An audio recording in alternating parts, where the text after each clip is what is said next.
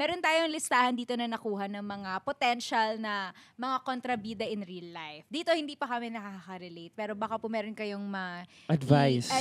mai-input mother-in-law or mother ng partner mo. So kahit boyfriend, girlfriend siguro to. Ay, Ikaw, baka meron. Oo. ako boyfriend at saka asawa kasi first and last ko yung asawa ko. So, siya rin yung boyfriend ko and husband. Alam mo, lagi lang sinasabi, di ba, yung mother-in-law kontrabida yan, di ba, sa buhay ng mag-asawa, ganun. Sa akin, baligtad. Mas best buddy kami ng mother-in-law ko. Travel buddy ko yun, actually. As in, kami yung magkasundo sa mga biyahe. Gusto-gusto namin, nagpipicturan ko saan place, ganyan. Tapos pipicturan ko siya. Si Christopher, wala siyang tiyaga pagdating doon sa ganun. Hindi siya Gusto Instagram niya, boyfriend. gusto niya, okay, may nakita lang scenery, ganyan, o balik na tayo sa hotel, gano'n. So, gano'n sila ng sister-in-law ko. Pero yung mother-in-law ko, kami yung mas matyagang, hindi, suyurin natin to, minsan na tayo nandito, ganyan. Siyempre, nasa Europe ka na, gusto mo na puntahan lahat ng ano. Pero yung asawa ko, tsaka yung sister-in-law ko, mas sila yung mag-ano. So, hindi ako makarelate dun sa kontrabida yung mother-in-law, kasi definitely hindi. Dahil para kami ng mag-ina. Parang gano'n. So, kami yung mas nagkakasundo talaga. Or sa mga anak niyo po O sa ba? anak niyo po ba? May mga Oo. ano na ba? Nagkagusto-gustuhan? Your son, na nagkaroon ba siya ng mother-in-law na nahirapan siya? Hindi, bata pa yung mga, 19 lang si Christoph and siyempre, 17, tapos Pwede na yun. 15. Nagka-crush-crush. Baka may Gladys, ma-crush-crush na baka yun. di lang Or baka nagsabi. May mga pinakilala na po ba sa inyo? Ganon? He's inspired. Siyempre, lagi namang ano yan eh. Pero, ako, ang sinasabi mo ba kung ako magiging kontrabidang ano? Opo. O yung alam mo, Both sila po, ba? both po. Both po. Hindi, siguro hypothetical na lang kasi wala pa namang ganun na pangyayari, no? Or wala pa namang ganun na ano eh. So, siguro lang, kung merong kontrabida na, halimbawa, may nagustuhan yung anak ko, tapos hindi boto sa kanya. Kontrabida yung mother-in-law ng anak niya po. Ano juicy ka pa? Hindi, pero, syempre, nasa anak ko naman yun eh. Hindi naman natin pwede pang himasukan yung mga ganung bagay eh, di ba? So, siguro, hindi lang best foot forward. Talaga you really have to prove yourself, di ba? Kung talagang mahal niya, syempre, di ba? I'm not only speaking for my son, pero siguro dun sa mga bagets natin dyan, no? Sa mga bagong generation. Limbawa, may mga experience sila na ganun. Alam mo, wag lang sila mapagod na ipakita talaga yung na malinis yung intention nila, di ba? Dun sa, kasi wala namang magulang na hindi lalambot ang puso. Basta nakita nila, talagang mahal niya talaga yung anak ko, yung gano'n. So, eventually, you'll earn their trust, kumaga. Kayo po ba, paano kung, may pakilala na nga someday, tapos paano kung hindi nyo po masyadong type? Paano po bang magiging atake ninyo? Oo. Kukontrabida po ba kayo? Or parang, Or hayaan nyo na? Or medyo relax. simpleng ganun lang. Nak, alam mo, napansin ko, pero okay lang naman siya, ganun. Pero ikaw, bahala ka.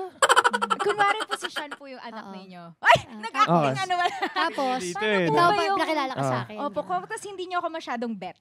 Okay. Sige, Hindi. Wala na ako dito. pinsan mo Hindi, ako. wala na ako dito. Kunwari, Magpinsan kayo. Wala na kami. Anak, hindi ako boto kasi bakit para may kasama pang isang lalaki? Parang feeling ko meron sila relasyon nung kasama nila. Niloloko ka na agad, anak. Hindi, well, seriously, pag ganun kasi, halimbawa, minsan may tinatag tayong mother's instinct talaga, di ba? So, kumbaga sabi nga nila, papunta ka pa lang, pabalik ka na, di ba? Ikaw, pabalik ka na. So, pag ganun, alam mo, alam ko sa correct me if I'm wrong, most of the kids nowadays, ay hindi nila masyadong na-appreciate yung very vocal ka na sinasabi na, hindi ko yan type para sa'yo, yung gano'n, o hindi ko yan gusto. Pero probably, hindi lang siguro ako ganun ka feeling close, di ba? Ganun ka warm. Siyempre, very pa rin ako, no? Ando pa rin yung re-respetuhin mo pa rin. Siyempre, nagustuhan ng anak mo yun eh, di ba? Pero, ipagpipray ko na lang. Ang Diyos na ang bahala. Ipagpipray ko na lang na, baka naman po, meron po talagang tamang tao para sa kanya. Hindi, pero ganun kasi ako sa mga anak ko. Hindi naman natin, eventually, magiging parents kayo. Hindi naman natin mababantayan ang mga anak natin 24/7, right? So, the best that you can do is what? Wala, ipagpray talaga sila. Seryoso ako doon sa part na yun. Ipapanalangin mo na lang na sana, di ba, wag silang mamali ng landas aside from that. At sana, mapunta sila sa tamang tao. Ma, sa tingin mo ba siya na yung para sa akin? feeling ko marami kang matututunan dyan. Ganon lang eh. Feeling ko, Tama. mag-grow ka talaga dyan, Nak. At saka anak, hindi kita hayaan na, hayaan pala kita na magkamali muna. Okay lang magkamali, anak. You learn from your mistakes. Okay, magets. Gets. Read between the lines. Kayo. At speaking of parents. Oh. Ay, ano ba sasabihin mo? Wala, kalay kayo. May di kayo bet na actually, parents. Kasi feeling ko Oo. Ako meron ako ng experience na hindi ako gusto ng dad. Kasi napansin ko nung niligawan ko yung ex ko. Ano pa to, college pa. Yung mom, okay na okay sa akin. Pero kapag yung occasion is kasama yung dad, hindi ako invited. So, ang nangyari, ginawa ko, okay, graduation nung ex ko, ganyan. So, andun yung dad. Alam ko, magiging nandun yung dad. So, hindi din ako invited sa dinner for the graduation. So, ang ginawa ko na lang talaga is, nag-extra effort ako. Bumili ako ng flowers. Nag-antay ako dun sa labas ng PICC. Binigyan ko ng flowers yung ex ko. And then, si tita din, binigyan ko ng flowers. Tapos, nagpasalamat ako sa dad na, yun nga, na in-acknowledge ako kasi nag-hide din siya sa akin. yun So, ang yun, tama. invited na ako. Ah. So, sumakses ako. Sumakses. So, take it from Vince. Diba? First hand. Ayan. Effort lang na effort. Huwag kang susuko. effort. Gustuhan ka din yan kung meron ka talagang magandang intentions. Yes. Yun naman yun. Lalabas at lalabas yun. Share ko lang may experience naman ako. Ako sa ex ko din. May ex ako tapos, nung kami pa, ayaw sa akin nung single mom yung ano niya. Ayaw sa akin nung nanay. Ayaw talaga. So nang nag-break kami, naging magkaibigan na kami. Ewan ko bakit. Biglang nagustuhan ako ng nanay nung magkaibigan na kami. Ayaw niya ako as boyfriend. Tapos nung magkaibigan na lang kami, tapos biglang sa akin na pinagkakatiwala yung anak niya. Parang, sige, hatid mo na ganitong oras ganito. Sabi ko, sige puta. Ganun.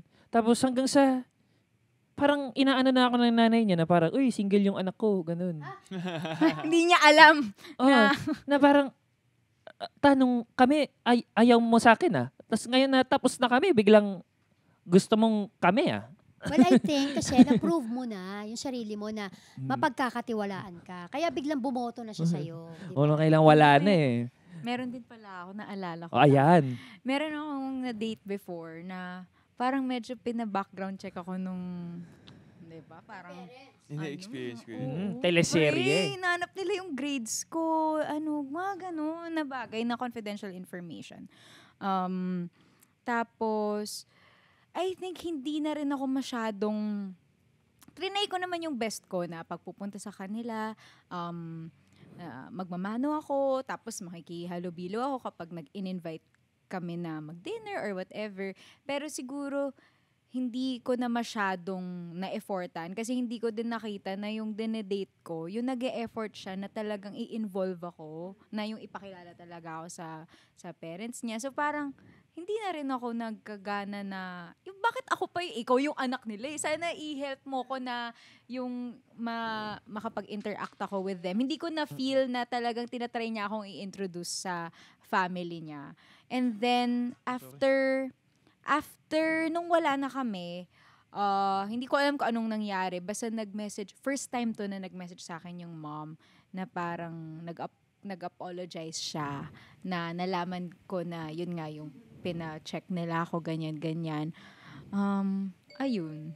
Yun na lang. Ganun na yung nangyari. Pero alam mo, isa lang naman ang pinanggagalingan ng lahat ng mga nag-i-experience nyo.